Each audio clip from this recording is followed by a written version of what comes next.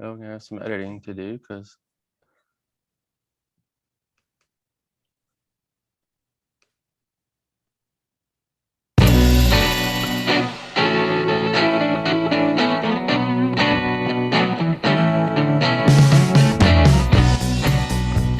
Welcome to Basscast Radio, bringing you the best in local and national news in bass fishing, as well as interviews with some of the best anglers from all over the U.S., with your host Brian Carter and Hank the Bass Geek.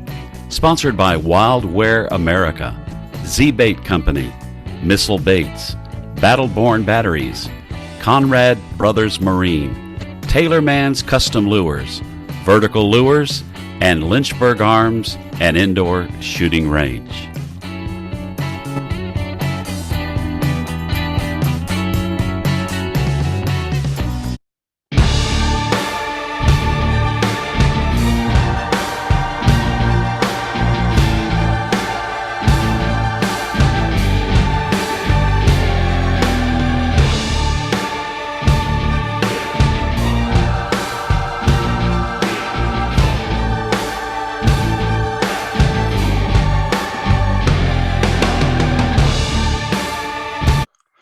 all right, guys, we are back with another great episode of Basscast Radio. Got with me, as always, my co-host Hank the Bass Geek. What's happening, brother? How you doing tonight, man?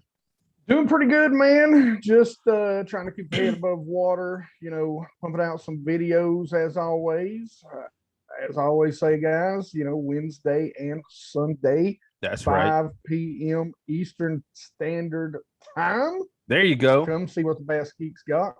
But yeah, man, just that's it, man. That and working. Gonna try and hit the lake a little bit this weekend and film a little, fish a little.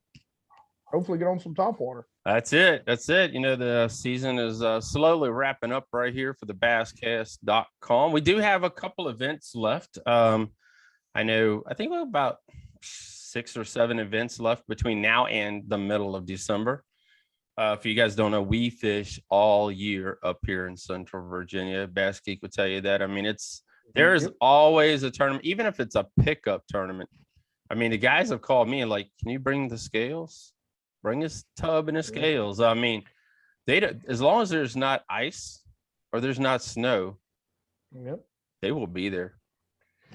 Yeah, the Morristown Marine, our guest last podcast, they won that, and they were already talking about the winter trail. So it's already getting ready to kick off, I think, here in a few weeks. Yeah, I actually saw that schedule. So yeah, it's really close because it does run the rest of this year and into part of 2020. Do we want to say this 2022? Gosh, the years rolled through. I mean, we've been knocking out the podcast this year. I mean, Hank, the man, been working with me. So, I mean, you guys need to listen. You guys need to follow. Definitely head on over and follow the basscast.com. And follow us on, I'm going to find it here in a second. It's one of those nights. Guys, if you haven't checked out Rumble, please make sure you go do so. They're not endorsed by, not a sponsor of ours, but that is where Basscast Radio and Backstage Fishing is. And me and John Woodruff did an episode of Backstage Fishing at the Big Bass Tour a couple of weeks ago. So head on over there, take a listen. The podcast itself is on iTunes. I ain't gonna go through the whole thing, but you name it, the Basscast Radio is on everything that you could think of out there. Spotify, Spreaker, Google Podcast, Apple Podcast. I don't know. There's a crap load of them. So head on over. Make sure you hit the follow button. That way you do not miss an episode of Basscast Radio, as well as with Hank. And make sure you don't miss an episode of Hank, the Bass Geek. I think there's a couple of video I just saw you just released the other day is one on a bunch of tips and stuff like that. I know. Then I saw another video that I need to go look at. There's a bunch of videos dropping. So I mean, everybody's in the video mood. We're all catching up from the season. even the elite anglers as well. Everybody's catching up now, just dumping them all right here when some people aren't fishing. You know, I did a pretty good video on some tweaks to a fluke that I like for those busting bass. You know, that's a lot of times you can get out there and you know, everybody wants to throw that walking bait. So one of the things I like to do is have me a fluke rigged up when they're really chasing. And I rig it up a couple of different ways, weightless with a heavy swivel, and I will show you how to put a nice little flashy stinger hook on it. Oh, so, all right. Yep. Head on over right now. Check out that video on Bass Geeks YouTube channel. And guys, tonight we have with us Mr. John Soukup. He is back on the show. Excited about that. And he's going to talk to us about his 5th place finish this 2 weeks ago in his first ever open event. You guys know Nick LeBrun ended up winning it, and Nick has been on Basscast Radio 4, and you know, we tried to get him back on, didn't work, but we got our man, Mr. John Soukup. So, like I said, he took home $13,667 for finishing in 5th place. Wow, what do we say? He's up to about 150,000 so far this year. Yeah. And a regular on the show at this point. He's just regular. Yeah, we just a regular. Make sure every year we just have him on 2-3 times. Yeah. Whether he's winning, not. That's right. And he's still got the you know, the championship left. The NPFL championship is left. Yep. Down in Tennessee. Well, right across from you, Bass Geek. Yep. Quite a few hours away from you, but yeah. not as bad as me though. No. So you'd have to make a pit stop at my house, sleep for a night, and then drive to us. Yeah, pretty much so. So there's still a lot of fishing left. So we're going to talk to him about his 5th place finish. It is, like I said, his first ever Bassmaster Open, and you know, maybe highlight on the championship and thoughts on 2021. So hopefully we get him back on after the championship. So we're going to take a quick break, guys, and we will be right back with Mr. John Soukup.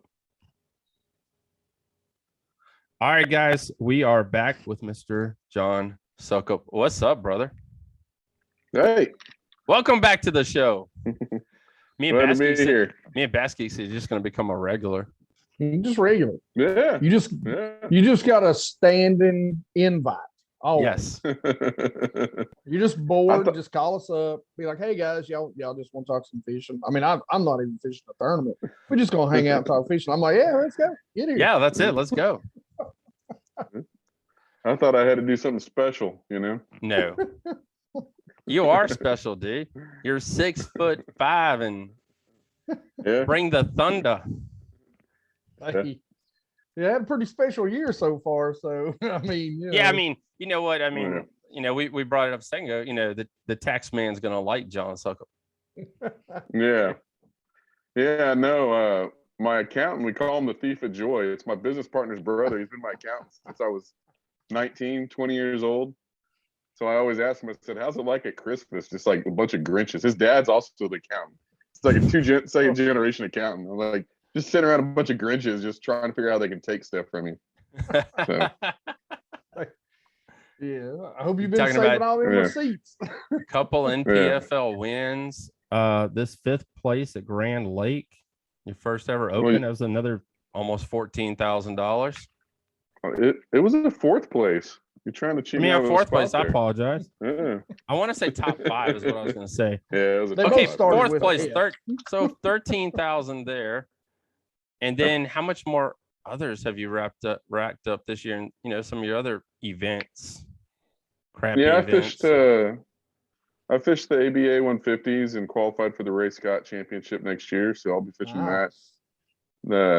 They got a little pro rule that I got grandfathered in because they didn't put that rule in until I'd already paid my deposit. So I don't think I'll be able, I don't know if they'll do that again next year or not, but it happens to. So I won some money there and just a couple other little things that, you know, to be honest with you, I may not have not cashed a check this year and everything. I think I've cashed a check in every event I fished everywhere this year. So holy cow. Like I said, pretty special year. It's been a good year. Yeah. A phenomenal I've had a couple days that weren't too well, but I've learned from them. There's reasons why some things I was trying to push to the level I shouldn't have, but still end up cashing checks those tournaments. So, like what? That's what we like asking. We don't like asking the girl questions. We like asking tough questions. Like what? I mean, what? Pickwick day 3 is what lost me Angler of the Year in the NPFL. I was I think I was in 8th place going into day 3. Mm-hmm. I'd caught 17 pounds on day 2, and I had found some schools of bigger fish. And day 3, I just out the gate, I didn't think I could win. I didn't think I could catch Brandon Perkins, but I did think I could get second place. Right. And I was looking at the math and the numbers. The second place was 30,000, and 36th place was 9,000. And to be honest with you, there wasn't much difference between 10th place and 36. So I think even on live, when I was being interviewed on live the final day, they asked me what my thoughts were, and I said, well, I'm thinking second place pays 30,000 and 36th place pays 9, and I've already got 36 wrapped up. So I'm going for, and I just put myself in big fish areas where I'd seen them at. Yeah. And they weren't behaving right, and I tried to force it because I knew those were where some big ones were at, and I just didn't fish the same way that I told myself I'd fish all year long. And I ended up dropping to like 30 something a place from 8th on that final day. And then, so that's really what put me out of the points from ever, catching up with the guys. So yeah, it's always a learning curve. Yeah, there's always something. And I had some fish found up shallow that I could have ran to. And I really think caught 8 to 10 pounds pretty easily, maybe more, I don't know, but 10 pounds. And that would have, I would have had a top 10 finish, and it would have been a lot different going into, even though Winnebago was good, I got 11th place at Winnebago, right. Slowly climbed every day. By the time we came around the Grand, I really needed to swing for the fence to try to win the thing. And that still wouldn't have got me Angler of the Year. Right. And so that's what I did at Grand was I fished a lot of fall stuff that they weren't ready to do it yet. The fish weren't ready to do it. But I thought, if I happen to be the guy that runs into him, the first guy, then maybe I'll have a bunch of fresh fish to weigh in a big sack. But it wasn't meant to be. I know. I was sitting here looking for your results, and I don't have them. I actually have this guy, the AOY winners results here. Something about that NPFL site I haven't been on it in a week. And I did check the calendar the other day for the schedule for, if the schedule we're looking at releasing it yet. But when we interviewed Keith Carson, I had to sit down and write it all down by hand. I was hoping it'd be a nice little PDF or a nice little file there telling me what everybody won this year and how much money they won and all that stuff. But they haven't updated the website for that yet. So yeah, I can tell you, I won. Yes. That event. The second one was Wright Patman. I got 15th. The third event was Harris Chain, and I won Harris Chain. Yep. The fourth event was Pickwick, and I think I came in 31st. I was in the top 10 going the last day and fell at 31st. And then Winnebago, I ended up 11th, but I think I started after day 1 down in like the 40s. I just slowly worked my way up every day and got into 11th. Finished in 11th, and then the last event of the year was my worst finish, which was a Grand, and that was 32nd or 33rd, one of the two. And it was the last check paid, 32nd, I think. Last check paid. You and Keith are really close, kind of. I mean, if you really look at the numbers, I'm sitting here looking at right now. He finished 29th at Pickwick. Yeah. He finished 16th at Grand Lake. So it was like 5 to 10 points separating you guys, almost at like where you guys not had your best finishes. So I mean, yeah. Either way, hey, you had an awesome season, dude. You can never take that away from you. I mean, you're the first ever NPFL winner. Yeah, I got a lot of firsts at the NPFL. It's pretty cool. I was the first out on day 1. I was boat 1 on day 1 of the first event. So that's awesome. No money tied to that. But then I led after day 1, so I went wire to wire to takeoff. So that was the kind of the joke. So I was the first winner, first one to go wire to wire, first one to take off, first one to hit the 100,000 mark, first one to win 2 events, and the only one so far. So I don't know what other firsts I got, but those are the ones that kind of kind of on mine. Little. You're gonna be first. You're gonna be the David Dudley of NPFL, man. Oh, really? The all-time money winner, David Dudley. It's gonna be the all-time NPFL winner, John Soukuo. And there's some guys catching them. I mean, there's some really good fishermen. We're gonna add a lot of really good fishermen this next year. So yeah, we want to talk to you about that. You know, Greg Hackney's coming. You know, who? Huh? Who? Isn't Hackney coming? Who's that? To the NPFL. Yeah, who is that? I'm sorry. I don't know. They say he's pretty good, but I don't. Yeah, they say he's pretty good. He hasn't won anything lately, right? You know, the Hack Attack. Yeah, he's actually probably like in the top. Sometimes my favorite fisherman, like the top 3 of my favorite fishermen to watch and to study. So like, I think it'll be really cool. It means a lot to all the guys, and especially the NPFL ownership. But even to just lowly fishermen, to have somebody like Greg Hackney involved with what we're doing, and not just Greg, but the others that are coming over. Yeah. It's bringing some other eyes that legitimizing what we're doing to some other people, And let's face it, who don't want to beat Greg Hackney, right? Come on. Yeah. I mean, who don't? I mean, the Brad one Knight. guy, I don't care if I was in a tournament with 3,000 guys, the one guy I'd want to finish in front of would be Greg Hackney. That's right. Yeah. I mean, you got Brad Knight coming over. I mean, he's going to be fishing with you guys. He's won an FLW championship. I mean, he's held up the Forest Wood Cup. Yeah. You won it drop shotting trees that were blown on by a tornado on Lake Ouachita. Mm-hmm. Yep. Mm-hmm. So, there's about 5. Well, I mean, I know there's other anglers coming over, but there's about 5 that, have a good following, backing. And, it's going to make everyone bump up their game a little bit.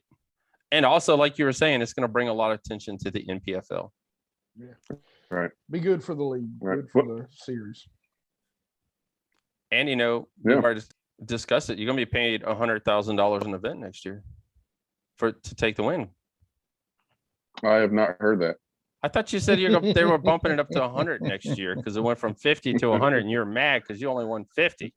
Yeah, I think we had that conversation. We did. Now I haven't heard that that's actually going to be a thing. Oh, you want it to be a thing? Yeah. No, I think it's a goal. It's a goal of the ownership. Okay. And maybe that's a year three thing, but we haven't heard that for next year. It's still 50. Hey, it's $50,000 for fishing. I mean, good God. Yeah. That's my salary for the year. Yeah. I won it on one damn tournament. I was asked the other day about fishing, and I told these guys that winning's fun. More people should try it more often. It's good. Listen, man, I try like heck. Holy cow! Successful at it. Yeah, that is awesome.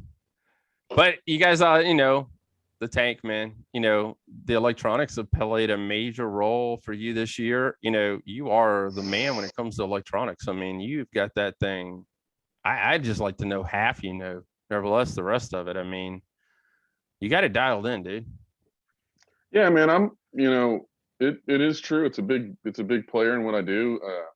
There's 3 different elements of electronics that really use, especially when we're talking about live. And the highest level is actually targeting and chasing an individual fish and throwing your lure right in front of him and making sight fishing with your electronics and making that fish bite. And that's how I won on Eufaula. But it's not everybody wants to just break open the box and start doing that right away, and it takes a lot of skill and practice to get to that point. And to think that you're going to just like buy it and the next day compete against me doing that that's not reasonable at all. That's not going to happen. It's hours. So no, but the fish don't always behave that way either. And so when you first start and you start to get good at it, then you start thinking, oh man, I've got it figured out. And then you realize that, hey, it's just like anything. One day they're doing it and the next day you can't make them do it and you can't make them bite. So you have to learn how and when to put it down, quit looking at it. So more often than not, what I'm using my electronics for is just to understand the environment of what's going on. And I learned that from 2D to side to down to live, all of that mixture put together. It's just your underwater eyes. And so that's what I use it more than anything for. And actually believing in what you're seeing and believing, that to be true is more of a benefit than anything. It tells me when to stay in an area, when to leave, when to throw bottom baits, when to throw something on top, when to, all of that combined. Well, I'm an electronics guy. I'm actually a network engineer. That's my day job. So I'm actually a computer geek. So, but, so electronics, I know them pretty well. I don't have any sort of forward facing sonar right now because, I've been working with Humminbird for the past few years, and they really, I don't think they totally like me. So I'm just trying to be real nice to them. not piss them off by putting a Garmin on. So, the lives are sitting there leaking out. The lives are sneaking out, leaking out. So so I'm waiting on them. But yeah, you're right, man. And all the studying and information, even before the Garmin and stuff come out. I mean, that's the key. Just like I do a lot of ledge fishing, and just like you can tell by the fish react. And I think what the forward facing sonar is, it takes that guesswork out of they're nipping at this bait, or how are they reacting to that color or this bait, and it's more confirming those thoughts that we already had, and then learning by being able to see how they react to certain things. So I think that's kind of where it's really helping, not just, hey, there's a fish, let me throw at it, oh, I can catch it because I can see it. That's just not how it works. No, I mean, it does work that way at times, but not more than often that's not what you're able to use. Right. Yeah. All right, let's move into past weekend, man. Been a weekend. Yeah. This fourth place finish on Grand Lake. Your first ever Bassmaster Open. Yeah. First as a boater. I fished 3 or 4 as a twangler. Yeah. Okay. Back in the day. How did it feel, man? You're fishing, you coming off all these big wins and stuff like that, coming over there, hanging out with the Bassmaster boys and skunking, like I said, first, you were in first after day 2. Let's read down. 1901, you came out swinging on day 1, 15-10 day 2, and then you fell off a little bit on day 3. A little 7 or 8 pounds. 804 exactly is what you end up having. Yeah. I'll be honest, as soon as I seen him, I was thinking I seen him in second. I was like, hey, John's won another. That's what I said too. I was like, because I messaged you and I was like, I didn't even bother looking. I thought for sure. I was like, hey, yeah, John's got it. And then I sat there, and then I ended up sitting there because I was at the Big Bass Tour event, and I had the computer running the whole daggone time, and they had it on Nick LeBrun the whole freaking time. Yeah. And I was like, caught him in the morning. Yeah. And I was like, dang, going it. All right, so let's start off with practice, man, on the Grand Lake. So I did not practice. Oh, well, that was quick. That problem. Yeah. No, I actually did go up for one day. I said I didn't practice. I didn't practice like I normally did, and it was intentional. Okay. I felt like going into the latter part of the NPFL season that I was losing touch with what I would consider like a killer instinct. Like there's fishing good and fishing well to catch checks, and then there's having that sensation or that sixth sense to know how to like really put weight in the boat and almost dominating the fish where you can go catch a limit quick and go on and move on to the big fish and try to go for a win. And I just was disconnecting myself with that. Even though I had, and it started with that day at Pickwick, third day at Pickwick. Mm-hmm. I didn't listen to my instincts. I did like my own game plan. I rookied that day, and that little bit of stumble, even though I did okay on Winnebago, I never got reconnected with that killer instinct there either. Even though I fished well, I'm not upset with myself, but there was never I can drive this thing home. And then Grand, the last NPFL it just wasn't a good finish. It was the last place finish. It was just good enough to get a check, and I never felt like I was in control of anything. And so I felt like I was fishing too much off of memory, too much off of it's almost static fishing, just not fishing off of my instincts very well. Right. Now good enough to get a check, but not where I knew that I need to be, especially with the championship coming up here. And so I wasn't going to be able to fish the Open, but they moved our championship back a week from what our original tentative schedule was. Yeah. And so I got in on the last day, the Friday before. And to be honest with you, with everything that I had going on emotionally and business wise, I just stayed and worked at the office. And Tuesday, I drove up to Grand. I did go look around. The water had changed. It dirtied up some. The water rose up some. I kind of did a lot of looking. Just drove around, did a lot of looking, and kind of made the decision that I was going to fish new stuff that I really just had never fished before. That's awesome. And about 10 o'clock, I got on a little topwater bite, and I had heard from everybody that I also had heard that fishing was super tough. And one of the things I've learned about super tough events is that I think you can over practice a lot in super tough events. Mm-hmm. I think that the guys that over practice and practice too hard doing the same thing get themselves in a rut. And I've been there. We get ourselves in ruts, and then we're so beat down mentally that when day one starts, we've already lost. We've already put it in our mind that we've lost. And I didn't want that feeling at all. So about 10 o'clock on Tuesday, I went down at some bluff stuff and caught a buzzbait bass at 10 o'clock. And I actually went out there working on some jig skipping stuff because that's how it was won in the NPFL. I was like, well, I'm going to just practice this a little bit, get working on that. And then didn't get bites. So I caught that one at 10 o'clock. And when I caught that one, I recognized exactly how it was set up and why it was set up there. And so I ran that pattern real quick. And the next 7 spots I stopped, first cast, I caught one. Now, they weren't big. They were only 14, 15 inches. But by 10:30, I caught 7 fish. I'm like, you know what? I can catch some fish. This is what I feel. So I quit doing that completely. And then I went and just messed around some other stuff, just kind of goofed around for the rest of the day. And the next day, I just stayed back at the office. And so I didn't practice on Wednesday before the event. Hey, I want to stop you for a second. This mental aspect, that's really cool. I mean, a lot of people don't talk about that. And me personally, I'm an overthinker. Yep. And, you wonder about that. I see a lot of anglers take family with them. They take, it's a family vacation. And I'm wondering, even when I go to big events, let's say I go to a big event for the site, and I got the family with me, and I'm overthinking. I got to do this. I got to do this. I got to be here. I got to be there. Do this. Oh yeah, and then I got to get back to this. And sometimes we just kind of overthink the whole freaking entire thing. But what do you think mentally happened for you, man? I mean, like I said, you were in this role for quite a while, and then all of a sudden, it just stopped. Yeah, no, I needed to wash away the overthinking. I needed to give myself no ability to overthink. That's why I didn't want to go up to Grand. And I needed to fish by my instincts, get back to practicing and in the tournament. And so I put myself in a situation that I left tournament Thursday morning. My co-angler was like, where we're going? I'm like, I don't know yet. Like, we're just going to drive until it feels right. And I have won without my family there. I've won with my family with me. But the whole thing, that the common factor is in all those wins is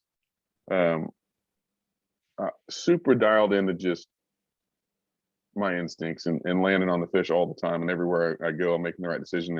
And when I'm not making the right decision, I can feel that I'm eliminating to get to the right decision. And I 100% believe that my next decision is going to lead me to the fish.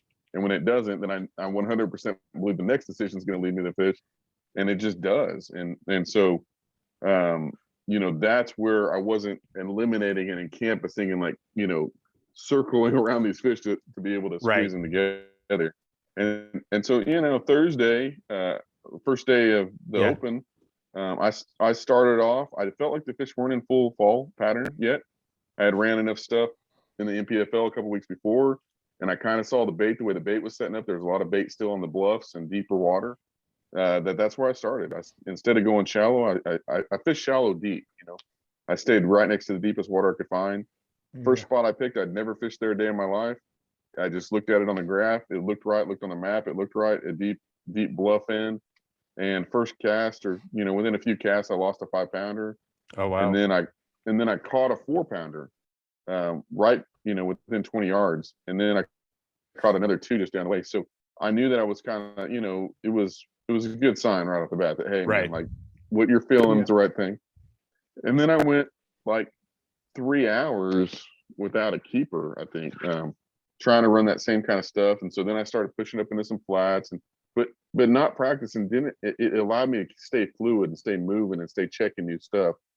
And then I think about noon, I started fishing some docks, and I'm catching a bunch of short fish. And I asked my co-angler, which I already knew what I wanted to do myself, but I did ask my co-angler, I said, hey man, do you want to go for keepers or do you want to swing for the fence? And he's like, I want to see. I think he said, I want to see you swing for the fence. I said, okay, that's what we're doing. And so he just paid his money. He's back there just taking notes. Yeah. Yeah. So we did, man. I said, okay, man, we're picking up so I picked up a big buzzbait again, and I ran into some shallow flats, and I mean, like dragging the trolling motor, tearing the trolling motor up shallow. And we got right to the point my co-angler says, man, I don't think this is the deal. And I'm like, yeah. And what he didn't know is I knew there was a drop that we were working our way up to, where it was going to roll from 6 inches into about 3. Yeah. And we get right on that drop, and I threw it up there and won about, I thought they were 3-pound fish, but they were closer to 4, ate it. And I flipped it in the boat, and he's like, oh, maybe this is something. I'm like, yeah, yeah, maybe it is. And like, so we ran, so I think I had 2 good ones in the boat, 4 total fish, and I had 3 fish with 2 good ones in the boat at that moment. Right. And it was probably noon-ish time. And so I decided, man, I saw that ditch, and I'm like, I'm going to go run on Grand. There's a lot of spots that are, what do you call it? They're dredged, dredged little holes. Mm-hmm. And that's where, whether there's a boat dock there or not, that at one point in time it was dredged for a boat dock to be. Right. So, and it's kind of like on Sam Rayburn, you get the drains, right? Yeah. So we don't call them drains in Oklahoma. We just call them ditches, or, you know what I mean? So like, or dredge. So I went and ran a bunch of that stuff. So I run into a little marina area that I knew had deeper water, but was back in some shallow, stuff. And while I'm back there, I mean, I'm burning through it with a spook, burning, no bites, baits everywhere. And I'm like, man, there's got to be a good one in there. And I picked up a rattle trap, and I launched it into a stall. And I thought I was hung up coming over a boat lift. And I looked, and all of a sudden I could see the mouth like grabbing the rattle trap. And I pull it in, and there's some local guys there that I just said, they asked me, they knew me by name or whatever. And they asked me what I had. I said, I got 2 good ones and 3 small ones. And I boat flipped that fish, and once again, it was like a 4-pounder. And I'm like, okay, there's some fish in this marina. So I took the trap is just too dangerous to throw in that stuff. So I was burning through it. So I picked up a spook, and I came into a stall around the corner, and man, I had one with a mouth this big. Just good gosh. He annihilated the spook. And I get him out of the stall, and I boat flip him. And when he's coming in, I'm like, it looks like a 6-pounder. It's long, and its mouth is huge. And we get it in, we look down, and it's just paper thin. It was a 6.5-pound fish, but it only weighed 4.5 on the scales. It was. Like, can I throw some of these shad in a live well? Maybe he'll eat 1 or 2. Yeah. I threw right back in that same stall, and a 2.5-pounder ate it, blew up on it. Wow. And I knew at that point I had a pretty good sack. And it was funny because one of the guys that was crappie fishing, he came around and saw me catch that. He's like, "You're gonna mess around and catch you a big sack, aren't you?" And I'm like, "I think I already got one." Just 2 fish. So I ran out of that marina and started running ditches, and I ended up catching another one at the end of the day. It was about 4. Wow. And that's how I got the 19. How many times did you end up calling on day 1? Like 3 or 4 times, isn't it? Yeah. 1901 is what he ended up with on day 1. Then he came back day 2 with a 1510. Did you go back to some of the same spots that you found, or did you go practice some more and run new water? Well, I started out on that same spot where that 5-pounder was at in the morning, because I could get in and get out pretty fast. And I had zero bites. And I started working different bluff ends and running them. And I'm getting, I got a couple swirls on the buzzbait, like they weren't really interested. They were kind of interested, but I don't even know if they touched it. Like they licked it. It was just like, I could see that they got their attention, but they didn't want to eat it. Yeah. So I'm trying to already figure out now, I'm about 2 hours in the day, and I'm trying to figure out what I need to do different. And I came into a dock that was right at the end of this bluff, And I looked at the live scope, I could see some fish underneath there, and there's a bunch of good wood, and it just felt right. So I picked up a jig, and I flipped that jig in between two floats, and it was like this little crack about this big. And it goes down, it falls down, I'm feeding it line, it goes down the bottom, and just boom, you know, he hits it. So I pull into it, and I get this fish momentum. I get him coming up, and his mouth comes out of the water, and then his shoulders get stuck in between the two floats. Oh, darn. So I'm looking at this fish, and he's just like, with the jig, you know, just I could tell he's hooked real good right in the top of the head.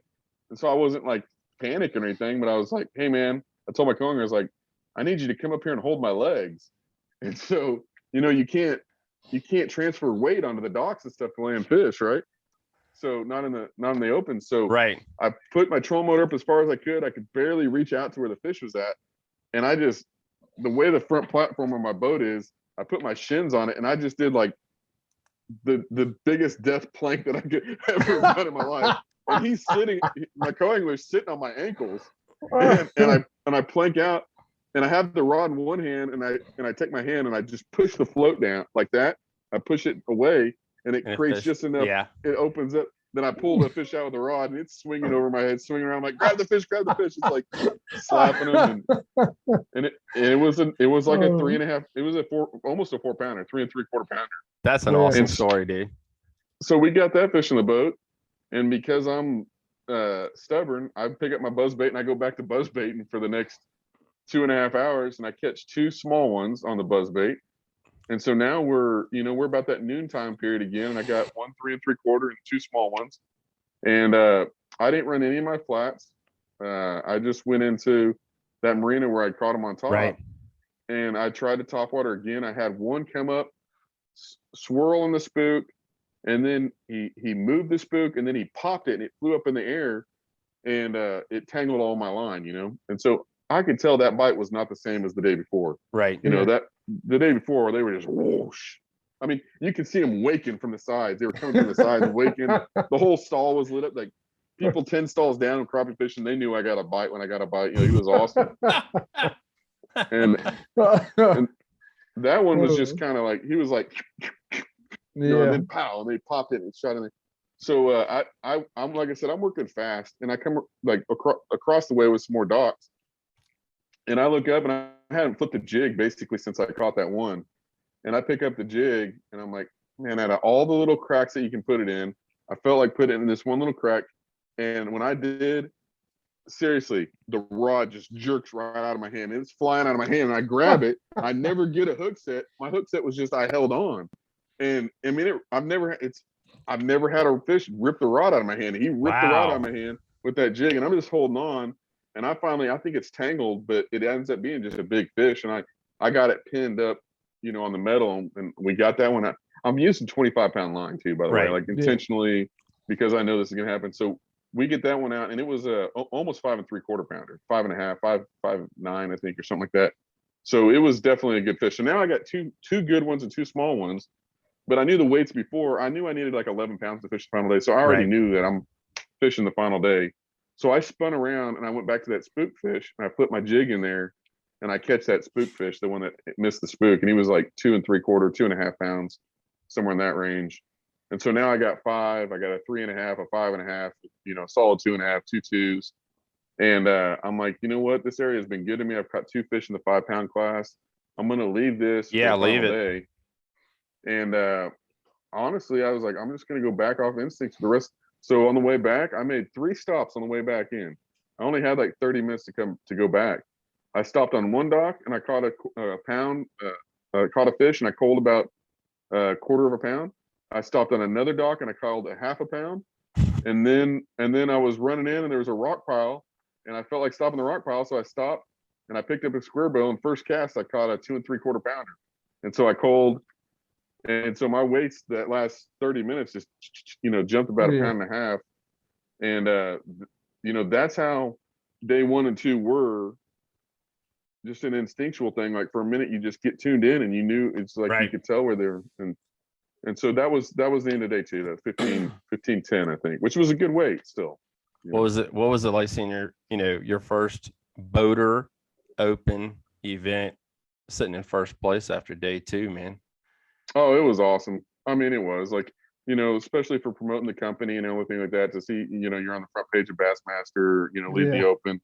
I didn't have any grandeur. I mean, I wanted to, but I didn't have any like, I'm going to win this tournament kind of thoughts, because I knew how hard it was each day just to catch fish. And like a very small window, you would figure it out and I could repeat it real quick.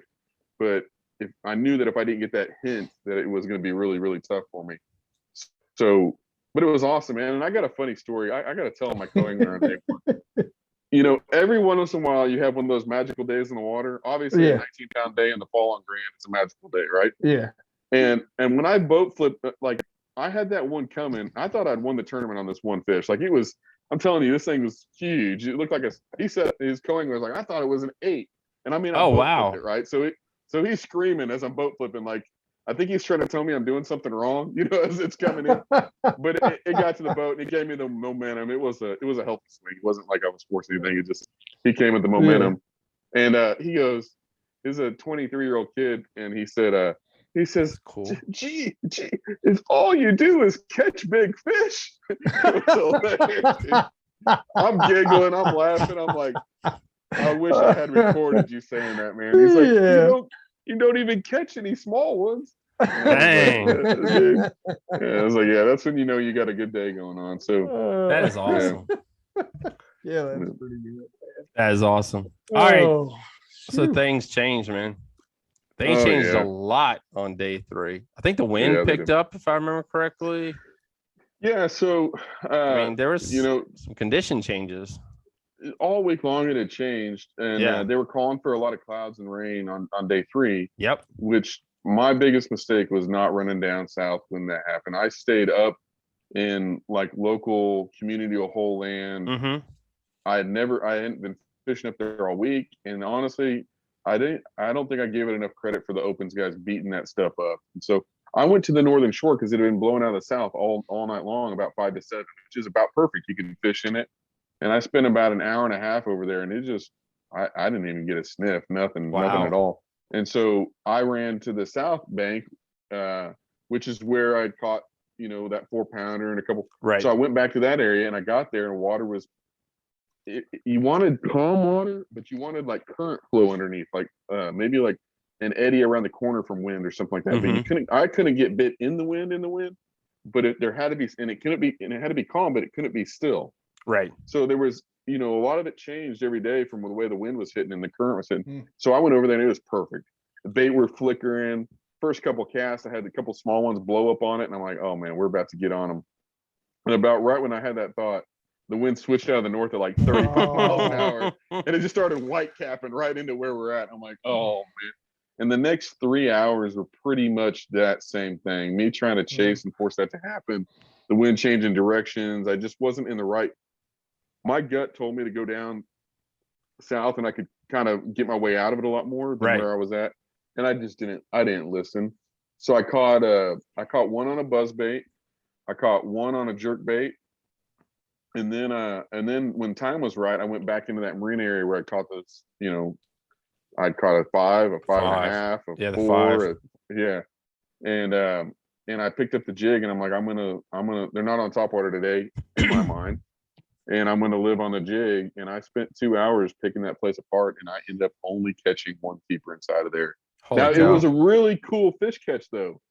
I can't believe I didn't lose any fish. The camera guy had just shut off the camera and said, now we're off live. You can catch him now, right? So he's taking his break in his chair, and I pull into the stall, and I flip over not 1, not 2, but 3 of the buoys for the boat buoys or whatever you call them. And this one happened to be metal ones. There's different kinds. There's plastic and there's cylindrical, and this was the big old style rectangle metal ones. And so I flip over 3, and I even made the comment. I was like, you can't get them unless you get bit, so we'll deal with it. So I sit, and all of a sudden, boom, so I set the hook. So I pull it over the first one, and I pull it over the second one, and the third one, I gave it a big swing, because now I got to put not only over the third float, I got to pull it over the walkway that I've cast over. So it's in the midair, coming about chest high at me, about 20 miles an hour. It's coming right the way I want. And the line, I see it. I'm like, oh no, the line goes on the other side of the pole. Oh no! The fish goes on the other side of the pole, and then it just gets tension, and it goes. it just tetherballed around the pole. Like wrapping around a limb. You bait around Soukup. if you had to fish at all. As soon as that momentum, like it finally gets all the line out, it pops off the jig. And it falls down on the walkway. And I'm like, my first reaction was I took my rod and I threw it over my trolling motor in the lake. I don't know why I did it. I just went, and I just threw it out of my hands and I dived to my knees and I'm trying to not put my body weight on the walkway, you know? So I got my knees on the boat as far as I can. And I just got my hands out there. I'm like, come on. And it's sitting there flopping and it flops away from my hands. And it's like this far from falling into the water on the other side. And it's just sitting there. And all of a sudden it flops and it comes like an inch closer to me and it flops again. It comes an inch closer. And finally it flops and it comes right in my arms. And I grab it. I just throw it into the boat over my shoulder, throw it right at my camera guy, like right in the bottom of the boat. And I jump out of the boat real quick, and you can do this to recover your rod, you know, and I run down the dockway. And my rod's got like this much sticking, you know, down in the water. I can barely see it. And I reach down and I grab my rod, so I got my rod back and I ran and jumped in the boat. And of course the camera guy was looking, he's like, that would have been good to catch on camera. I'm like, yeah, that would have been a good one. No joke. Holy cow, dude. You had about 3 catches that would be viral on like TikTok. You need somebody just sitting there all the time. You need to put a GoPro on that daggone. No, you're fishing out of an express boat, by the way, aren't you? Yeah, I am. You need to put a GoPro on it because the Express has got that kind of a flat kind of front to it. It's not, you know, not as narrow point as, you know, a lot of the other bass boats. Yeah. We run a GoPro all year long on the NPFL, so I have no excuses for not having it. I want an Express boat. That's what I want. I love that thing. That's a bad boat. It's fun for situations like that, getting shallow, getting dirty. I mean, getting up against docks. I don't worry about none of that stuff. That is awesome. And then, I mean, I get back in 2.5 foot of water and I take off. I don't know what you're supposed to do. I mean, if it says 2, I pretty much take off. Holy cow. Yeah, most guys are still idle and I can run in and out of areas. When I run in shallow stuff, I just run in and I just lift my motor up until it comes out of the water and the boat just stops. So that's how I just see you, Greg. That is awesome. Brother, man. It doesn't matter. 4th place finish.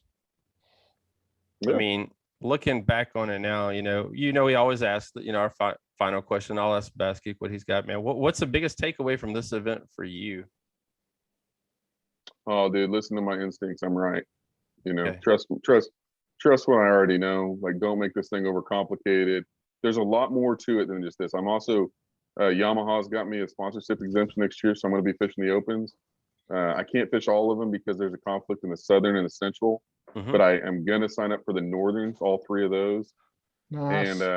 And it's been a couple years since I've had a co-angler in the boat, you know, feel that out, see how I enjoy that. And then just listen, I don't have the 2 and 3 weeks to go practice like a lot of these guys do. And the question is, do you need it? And you know what, man, if you ever have a chance to interview Greg Hackney, I don't know if he would ever watch or see this, but I think I saw an interview with him one time, and I think he made the comment like you need 1 day or 2 days of practice if you're a real pro.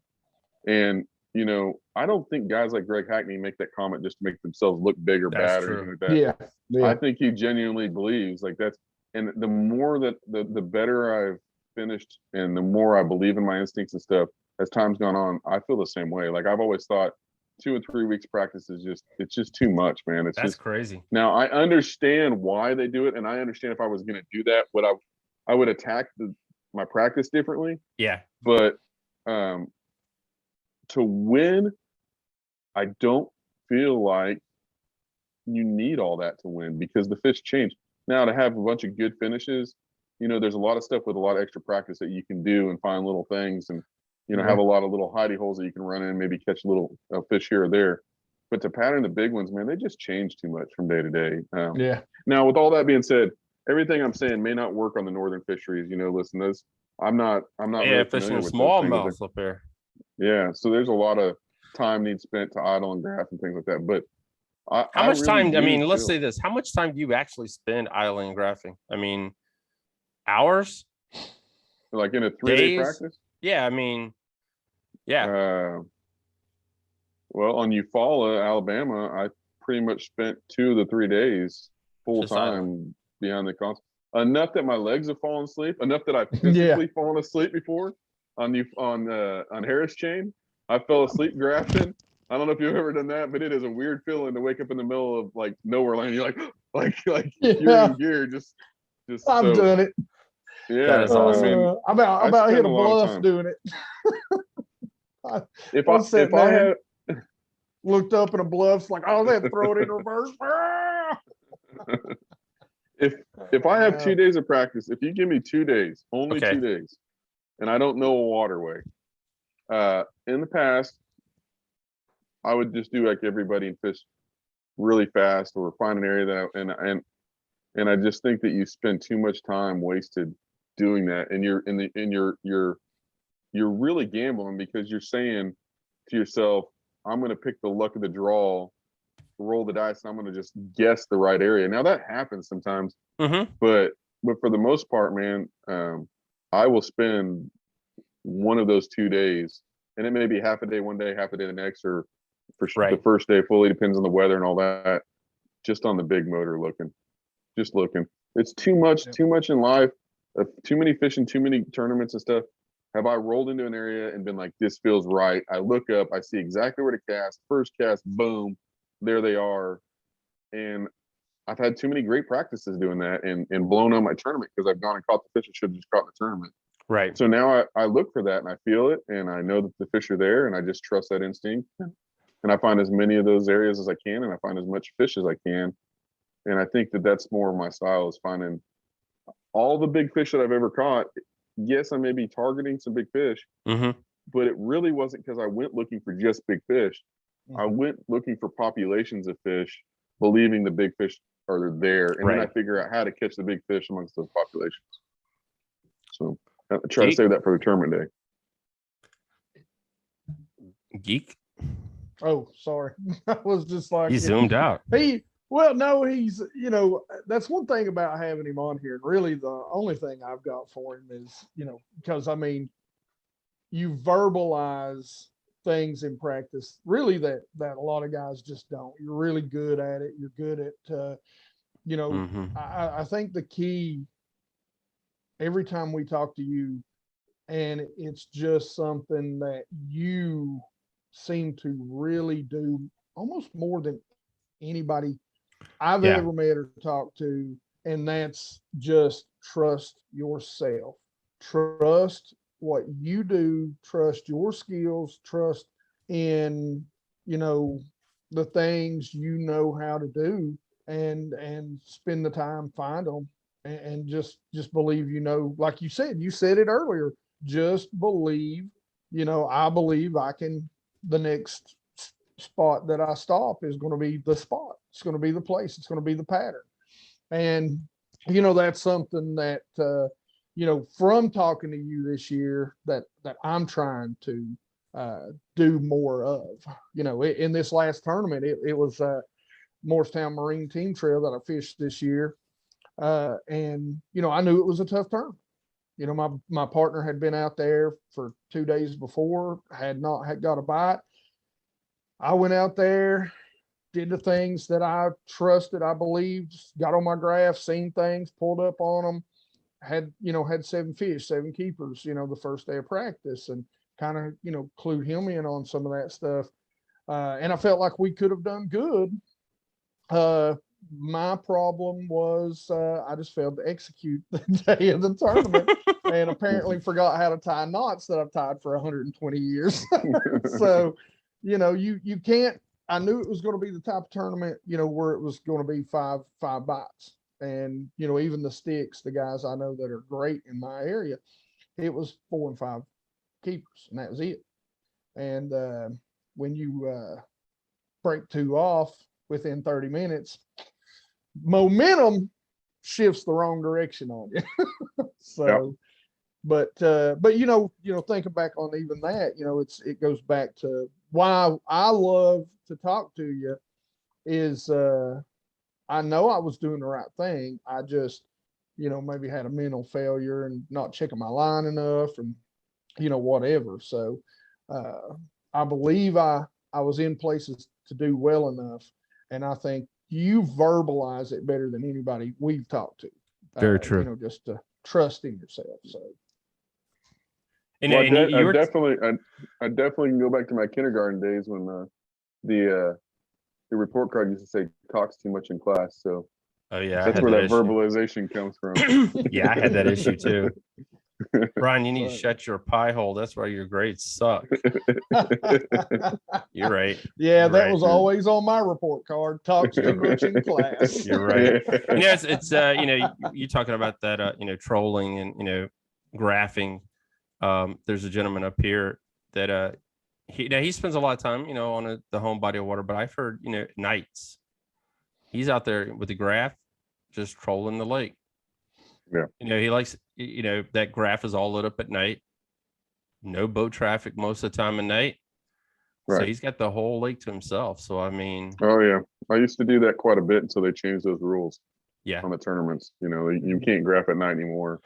That used to be one of my favorite times, man. You don't have nothing to do besides look at the screen. And there are certain situations where I would choose graphing at night over graphing during the day, for sure. That's awesome. Soukup, we got a championship ahead of us. Yes, we do. We're going to be in Tennessee. Leaving out next Wednesday, and I have zero prepared for that event. But the good thing is I think I've already decided what I'm going to fish and how I'm going to fish. So I'm going to cut it back to the few things that I've done to win fall tournaments. Okay. And a couple extras, and that's what I'm going to bring with me. And you know what? I mean, last place is $5,000, so might as well just go for first because I'm getting paid either way. There you go. I don't think you're going to be last. So good luck. We're going to talk to you after the event. We love having you on, dude. You're an awesome guy.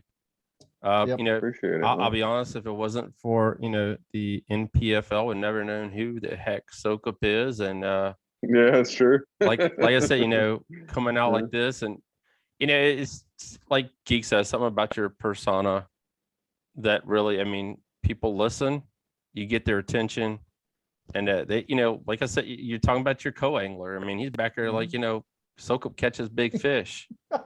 I mean, the gentle giant. Yeah. Brother, thank you for coming on. I appreciate it. I love you, man, and we wish you the best of luck in a couple of weeks. What are we down to now? 15 days? Yeah, so I think it's the 11th, 12th, and 13th. Okay. I think that it's the Thursday, Friday, and Saturday. So if I'm off, it's the 12th through 14th, if I'm off a day. But I think it's the 11th, 12th, and 13th. And it's on Nickajack. Yep. We've got Saturday and Sunday. We've got practice, but part of the lake is shut down because of like a triathlon or something. So there's a part of the lake we're not allowed to motor on.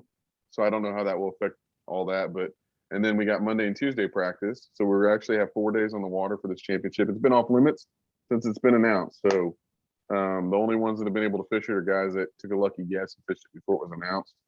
And only 25 boats. So I mean, it's between Chickamauga and Gunnersville, right? So like, there's got to be some big fat cousins of some of those bass on Chickamauga gas. Oh yes. Yeah, actually, I got a guy who works with me from Tennessee, and I was talking to him about the lake. And I was like, I wish I could find someone down there, because it is it's a long drive. I mean, for us, it's like the other end of Tennessee. So it's how many hours did you say, Geek? It's like 5 from your house, ain't it? Yeah, I'd say it's 5 from my house. So it's like a 9-hour drive for the Basscast. I'm in the Bristol, Virginia, Tennessee area, so I'm right there. Yeah, I think it's 14 for me. So I'm gonna go up on Wednesday the 3rd. I'm gonna go spend the morning with my boy before he goes to school and awesome. Spend some time together, and then drive through the night and get in there late at night, and then have Thursday and Friday to go play around. Whether that's go to Gunnersville or whether it's go to Chickamauga or just go play around, get my head right, get my mind right on things, and then get a game plan together. I'm not going to worry about how I'm going to fish or where I'm going to fish on Nickajack until Saturday. I'm not going to worry about it. Awesome. There you go. Good luck. Thank you for coming on, brother. We look forward to talking to you again really, really soon. And guys, we're going to take a quick break. All right, guys, man, we really appreciate John Soukup coming back on with us and talking with us tonight about his first ever boater experience at an open event and finishing 4th place. So that's pretty awesome, man. If you guys, you're missing out if you don't listen. Go back and listen. We got a bunch of other podcasts. We done 2 with him or 3, something like that this year with John. I think this is the 3rd. Okay, this is the 3rd. Yeah. Go back and listen to past podcasts, man. This young man is a stick. He knows what he's doing. I mean, it's just, I don't know. I mean, you know, when it's on, it's on. When it's your time, it's your time, like you say. Yeah. And you know, he believes in following that little voice. I mean, that's what we all struggle with, and he listens to it. Yeah. So head on back, take a listen, and he's an awesome guy. Make sure you're following him on Instagram, Facebook, the Bass. What is it? Bass Tank.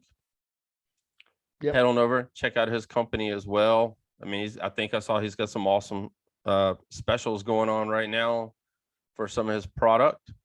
And make sure you head on over and check out everything he has. We didn't ask him that. I forgot to, but it's just, we just get so involved in listening to what he has to say that.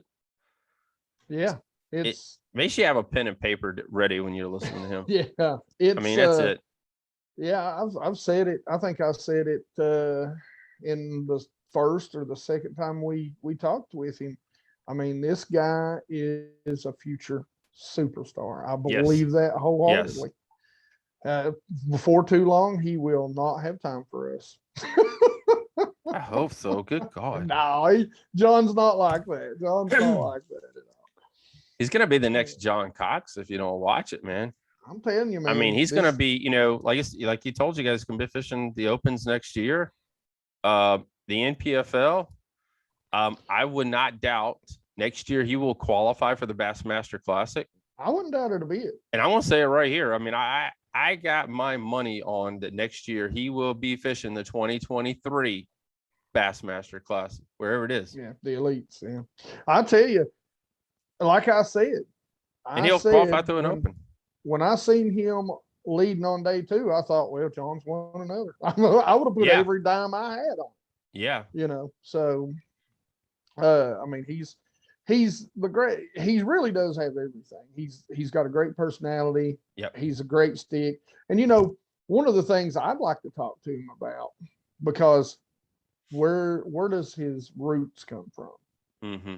Crappie fishing, mm-hmm. pan fishing, mm-hmm. and that's, you know, when you're out there chasing, you know, the bait. Yes. That the bass some of the bigger bass are going to feed on. Yep. You know, you wonder how much of that plays into how well his gut tells him what to do. You know, I mean, that's very true. Never thought about that, but you're right. I mean, that's very, very true. Yeah. So chase the bait, you know, find the big bass, and he finds the big ones. You're right. He's done really well in crappie fishing, guys. He's definitely won some money in that as well. So, I mean, he's won a couple of championships. Yeah. So, all right, guys, make sure you follow him and show him some love. Like I said, the NPFL championship is coming up. I will probably end up just watching the final day because of the thing called work. But hopefully he'll bring home the big old win. So, guys, I hope you enjoyed the nice show. Make sure, like I said, you head on over to Rumble and check out Basscast Radio, Backstage Fishing, and all past episodes are all right there. That's it, man. You guys have a great week. Be safe. Head on over to Bass Geeks channel, as always, and hit the follow button. What do we want to get? What are you up to now, Geek? I haven't asked you in a while. I'm throwing you on the spot. I think I hit 40. I think it's 45,400 now. So. Yes, it is 45.4. And my phone just cut off. So that's perfect timing. You guys know we want to. The goal is to get him to 50,000, guys. Let's make it happen. Head on over, do it. Hit the share button. Hit the like button. Thank you guys all for listening, and we'll be talking to you guys really, really soon. Have a great night, everybody, and stay safe out there.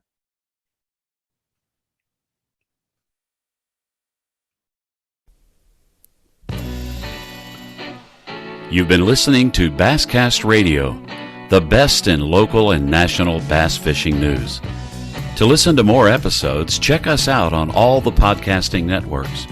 Follow us on Facebook, Twitter, thebasscast.com, and Basscast News.